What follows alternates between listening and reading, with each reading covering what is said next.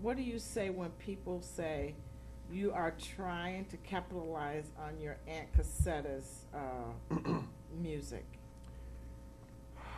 That's not true, because me and my aunt, well, a lot of people thought it until I released Malehogany Reflections, because if you look in the back of the book, I have my lifeline of like several pages of press releases.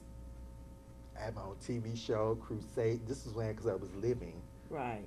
Hello, and I had traveled. I had did it all. Did it all. Only thing I haven't done now is record. I have one single out, and the only thing I haven't really done is make an album. But I was doing this before she. You can look in the back of the Malehogany Reflections of the Lifeline, and I think like, wow, we didn't. Then when they saw a lot of the Crusades on YouTube and a lot of my television interviews, this was before she passed, and that's not true. And then since she's been gone, I've done the 13 tributes. Okay. I've written Miss Walk Around Heaven All Day.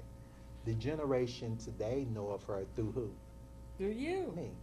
All right. The people that this generation, she lives on through me. I mean, if I am capitalizing off of it, I deserve. I'd have done everything. Who else has done anything for her? Right. But I was Lerone Baker before she died. You see what I'm saying? Right. So I don't know. I think what they're. I've not heard a lot of that, but I think what they want to try to do. People don't understand what. You know what the word of a mantle? A mantle is defined as a cloak or a clothing. Right. You know, when Elijah, the relationship they had, when he went off the scene, he scooped up and went over and did the works that I'm doing a work that I'm continuing on. So the only thing I haven't did is start recording. I have like, people don't know this, but I have 60 of my own original songs that I have never recorded. Oh, that's great. You should record my them. own music. They don't know this. See, a lot of stuff they think they know. You don't know nothing about me. I got stuff that I haven't even put out there. And that's not true. We had a relationship. Me and her had a relationship, and she summoned me on her deathbed. And they told me that she was waiting to see me. Yeah. And when I got there, she told the people no more chemotherapy. And if you look on YouTube, I'm the one keeping her alive. A lot of people did not know that she wrote close to 50 songs in the Caravans. They didn't know that she was in the Caravans for Shirley Caesar. You know what I'm saying? They didn't. Right. The history that they know of her now is through me. So how she's using me, I ain't using her. You know what I'm saying? Yeah. I mean, right or wrong. It's true. That's true, because you're keeping her alive. You're keeping her heritage alive. Well, it's really I'm moving in. The mantle fell on me, and I'm just moving on in it. It's not that I'm trying to get. It's not that I don't think I'm getting any credit. I don't think she's getting any credit. I think God is getting the glory. I'm just moving in truth. I'm just speaking truth. That's all I'm doing. Okay, so let me ask you this: do you believe in an eye for an eye and a tooth for a tooth? I sure do. You do? How come? You believe that? I don't. I feel that. I don't know. That's kind of strong. You kind of got me on that one. Usually I can answer something like that. Give me an example of what you think. Okay, an eye for an eye would be if somebody punch you now, you punching them back. Yeah, I'm kind of, yeah. Yeah, that's me. Yeah, so that's you? If I did something wrong, I can, see, I'm with you now. I move in understanding. I don't do things, I'm not too proud to hump. See, this is the thing that I was telling God this like a week ago. I don't think people are really giving me a chance for them to see the other side of me. Right. You know, for some reason, and these interviews I've been doing for the last couple of years, really, they don't understand, well, why is he doing it? Because I'm getting a lot of stuff been written and said about me that isn't true. Okay.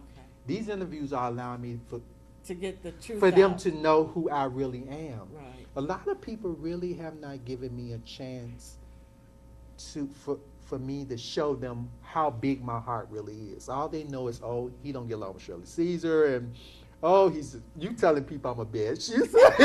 You did that, you know. But I'm really, I would be your best friend till you cross me.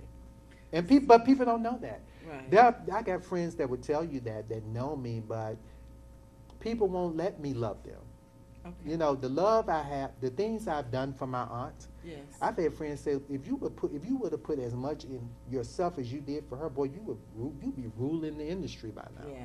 But because I loved her, and I felt like I want people to know who she really was and what she did, is why I did what I did. People really don't know me, and there's nothing I can do about that. Right. We just continue to be yourself. I'm trying, Right? but yeah, I'm trying. So, do you feel that we as people give Satan too much credit for Of different course things? we do. Everything's his fault, Daisy. I just got through releasing a video on YouTube, the song, and and I don't want people to. I'm just sick of Shirley Caesar.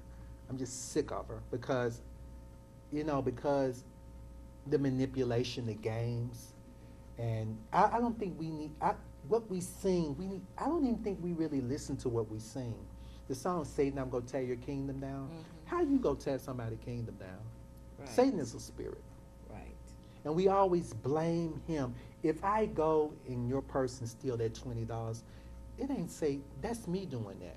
He Right. can whisper in my ear to do it, but it doesn't become until I act upon it. Right. See, we never want to accept responsibility for what we do. That's why there's no change in our lives. All this stuff is Satan's fault, and I'm sick of it. You keep giving him credit for things you have control and power over. So yes, we do. We give him everything's his fault. You ever met people like that? They never seem to own up to what they Right. do. And you have to own up to Yes, it burns me your up. flaws, really. Yeah. Okay, so you say people better be glad we aren't under the old law because there aren't many gray areas No, with. there really aren't. And What do you mean? Daisy. Okay, there was something said about me, and I got wind of it late. Okay. Some people in my family released a statement on Lipstick Alley that I had mental issues. And I didn't find out about it. And when I got word, I called an attorney. I was going to sue for slander and defamation because I've never, ever suffered any mental issues. And when I found out about it, and the people, they said, Mr. Baker, we can't do anything now because it's been over a year or two since I was going to attack them. And people, there are a lot of misconceptions about me. But there aren't many gray areas with me because I stay out of the gray. I think gray is Satan's territory. I try to keep it light on or light out because I don't believe in fooling. If I know that you are not really my friend, I'm not going to have anything to do with you. Right. I'm a very, very sacred and private person. I don't care what nobody else is doing, but I'm not the type of person that plays with the devil. You know what I'm saying? Right. I don't play with the devil. I don't go along with stuff for fame and wealth and fame and all that stuff. So no, there are not many gray areas. If I don't like you, I mean, you need to get on way around me. Well, let's end this. Because I'm not going to keep pretending that there's something there Right. that isn't. And I think when you get that kind of attitude, it keeps you out of a lot of chaos. You know what I'm saying? So no, there are not many gray areas with me. Okay. So, what are some of your favorite childhood celebrities? Oh my God, Della Street, Perry Mason. My grandmother raised me on Perry Mason, and when I was a little boy on 24th Heber Street, and him, Raymond Burr, Barbara Hale. They said I call her Barbara Hill, but they call her Barbara Hale. Della Street, and she just passed January the 26th. She was 94. Wow. And Lieutenant Drag having the burger. I actually watched them. They come on twice a day on MeTV, but I collect them so I can watch them anytime. Right.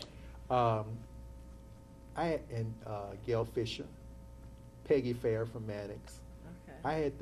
I didn't know what I was falling in love with, but I fell in love with Dell and Peggy. I was too young. It wasn't a sex love, but right. I actually used to sit on. My grandmother would sit behind me on the couch, and I would sit on the floor, and she's like, "Lerone, come back from the TV before you hurt your eyes." Because you're so close. And all I would be, I'd be looking at TV, and used to just look at Della. I said, this woman is so pretty. I was so young, but I didn't know. I knew she was Right. just so gorgeous to me, and Yeah. I loved her. And Gail Fisher, and Gail Fisher and Peggy Fair, and then hold on, Charleston Heston, and original Sean Connery, 007. Now Charleston Heston, he reminds me of my father and a white man because he's slender. And I wrote in Malehogany. I'm not embarrassed to say this, but I wrote it in Malehogany Reflections that my father used to walk around the house nude a lot when I was young. Yeah. And I remember the first time I noticed Charleston Heston, I said, he looks like Dad, was when in the Planet Ace when he took those clothes off. Remember when he jumped in the water? Yeah. He looked like Daddy. You know, I was a little boy, you know. Yeah. And then he had the beard. My dad had. He had a beard as well. He had this air, a certain kind of assurance air about himself that he just stood out to me. Charleston Heston. Wow. And, you know, he's gone on. I say he's timeless. I don't think there'll never be another Charleston Heston. Probably not. No, he was timeless. It was Yeah. a special man. Yeah.